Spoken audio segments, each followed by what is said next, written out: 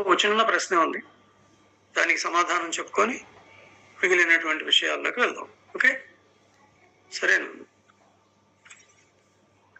గురుస్వరూపం కొండోతి నాగరాజు గారు మానవ జన్మ ఎందుకు అని అడుగుతున్నారు. చాలా సంతోషం నాన్న, మంచి ప్రశ్న. మనము మానవులుగా ఎందుకు పుట్టామో తెలియకుండానే ఇంతకాలం బతికేసాం. చాలా సంతోషం. మనకి ఈ సృష్టిలో 4 రకాలైనటువంటి జీవరాశులు ఉన్నాయి. ఈ 4 రకాల జీవరాశులు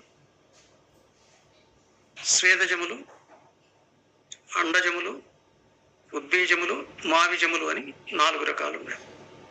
ఈ 4 రకాలైనటువంటి సృష్టి జరిగిన తరువాత వీటికి తిరిగి తన కర్మలని తాను సంస్కరించుకునేటువంటి నైపుణ్యం అయితే లేదు. కర్మలు చేయటం వరకే వాటికి కర్తృత్వం అనేటువంటిది విధింపబడింది.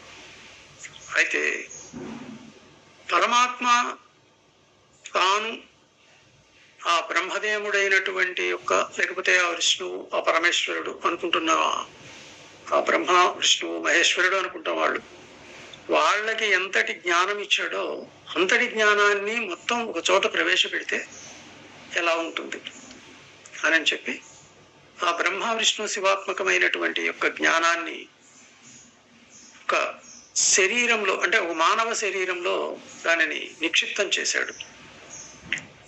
ఈ మానవ శరీరం ఎందుకు పనికొస్తున్నది మనకి అనంటే కర్మలని ఆచరించటానికి మాత్రమే కాదు, తన పూర్వజన్మ సుకృతం ఏంటి, తన పూర్వజన్మలో తాను ఏం చేశాడు, వాటిని మళ్ళీ ఒకవేళ దిద్దుకోవాలనుకుంటే తాను ఎలా దిద్దుకోవాలి, అసలు ఈ సృష్టికి కారణం ఏంటి, ఈ సృష్టి స్థితి లయాలని కాపాడుతున్నటువంటి శక్తి ఏంటి, వీటన్నిటి గురించి విచారించి తన సత్తాని, తన నేర్పరితనమైనటువంటి ఈ జ్ఞానం ఏదైతే ఉందో ఈ జ్ఞానాన్ని తెలుసుకొని నేనే పరమాత్మని, నా సృష్టి ఇంత గొప్పగా ఉంది కదా అని తెలుసుకోవటం కోసమే ఈ మానవుడికి ఇంత జ్ఞానాన్ని ఇచ్చాడు. అయితే మానవుడు అన్ని జీవరాశులు పుట్టిన తర్వాత పుట్టాడు, అంతేగాని అన్నిటికంటే ముందు పుట్టలే. ముందు జ్ఞానము తనకు తాను విభాగమైపోయి 4 భాగాలుగా విభజింపబడి తాను సర్వవ్యాపకమైనటువంటి చైతన్యంగా, జ్ఞానంగా, అట్లానే బ్రహ్మ, విష్ణు, శివాత్మకమైనటువంటి జ్ఞానంగా అలా తీర్చిదిద్దుకుంది. అలా ఏర్పడినటువంటి దానితోటి 84 లక్షల జీవులు 4 రకాలుగా విభజింపబడ్డాయి.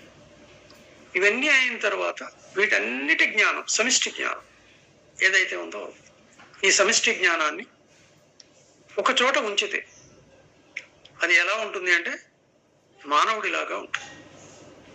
అయితే మానవుడు పూర్వం సృష్టి కాలంలో, తాను ఆదిమ మానవుడిగా ఉన్న కాలంలో ప్రకృతిని గురించి ఆలోచించేవాడు. ఇది ఎందుకు జరుగుతున్నది అని ప్రశ్నించుకునేవాడు. ఇది ఎందుకు ఇలా జరుగుతున్నది, నేనెందుకు చేయలేను అని తాను ప్రశ్నించుకొని తాను ఆ విధంగా ఉండటానికి ప్రయత్నం చేశాడు. ఇప్పుడు పూర్ణ మానవుడిగా ఏర్పడిన తర్వాత ఈ పూర్ణ మానవుడిగా ఉన్నటువంటి వీడు ఆలోచించడం మానేశాడు. అది ఎలా ఉంటే నాకెందుకు, ప్రయాణికి తిండి దొరుకుతున్నది, శరీరానికి సుఖం దొరుకుతున్నది, భోగించడానికి కావలసిన వస్తువులు మార్కెట్లో దొరుకుతున్నాయి, వాటిని ఏదో కొనుక్కొని ఏదో డబ్బు సంపాదించుకొని వాటన్నిటితోటి ఆ భోగాలను అనుభవిస్తే సరిపోతుంది అనేటువంటి ఒక దౌర్భాగ్య స్థితికి వచ్చేసాడు. కానీ మానవుడు ఈ 84 లక్షల జీవరాశుల రహస్యం, సృష్టి రహస్యం, తన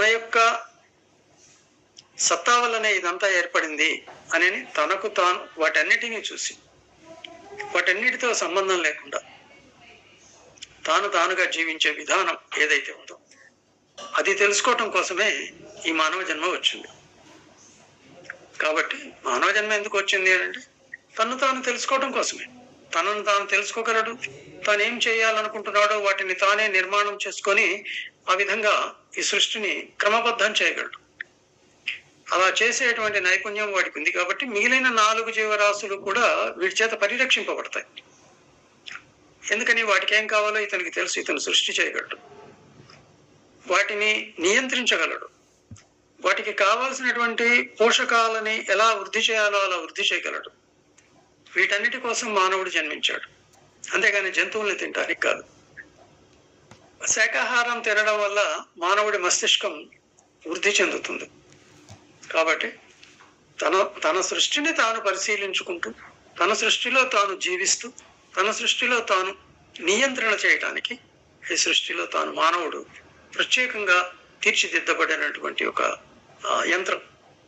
కాబట్టి ఈ యంత్రం అనేటువంటి శరీరాన్ని ఉపయోగించుకొని ఏ జ్ఞానం అయితే వసిస్తూ ఉందో ఆ జ్ఞానం ఈ సృష్టి రహస్యాన్ని భేదించి తనేంటో తెలుసుకొని వీటన్నిటిని కూడా కంట్రోల్ చేస్తుంది అనేటువంటిది మనకి శాస్త్ర నియమం. కానీ దుర్లభం త్రైనేవైతామని చెప్పినప్పటికీ కూడా, దుర్లభం మానుషం దేహం అని చెప్పినప్పటికీ కూడా మనము ఆ పశువుల కంటే హీనంగానే బ్రతుకుతున్నాం. కనీసం అవి ఆహారానికి అన్వేషిస్తాయి ఆకలైనప్పుడే. కానీ మనం అలా కాదు. ఆకలైనా కాకపోయినా మనకున్నటువంటి మేధస్సును దుర్వినియోగం చేసుకుంటూ సంవత్సరాలకి కూడబెట్టుకుంటూ ఆ సంవత్సరాలలో జంతువులు ఎలా బ్రతుకుతున్నాయో అంతకంటే హీనంగా బ్రతికిస్తున్నాం. కాబట్టి మానవ జన్మ అనేది పరమాత్మనైనటువంటి తన రూపాన్ని తాను తెలుసుకొని తానుగా ఉండి ఈ సృష్టిని యొక్క క్రమబద్ధాన్ని ఎలా చేయాలి అనే దాన్ని తెలుసుకోవడం కోసమే జన్మించాడు. ఓకే, సరే. ఇప్పుడు మనం ప్రస్తుతమైనటువంటి యొక్క గత శేషమైనటువంటి యొక్క శివరామ దీక్షితీయం మిగిలిన భాగాన్ని చెప్పుకుందాం.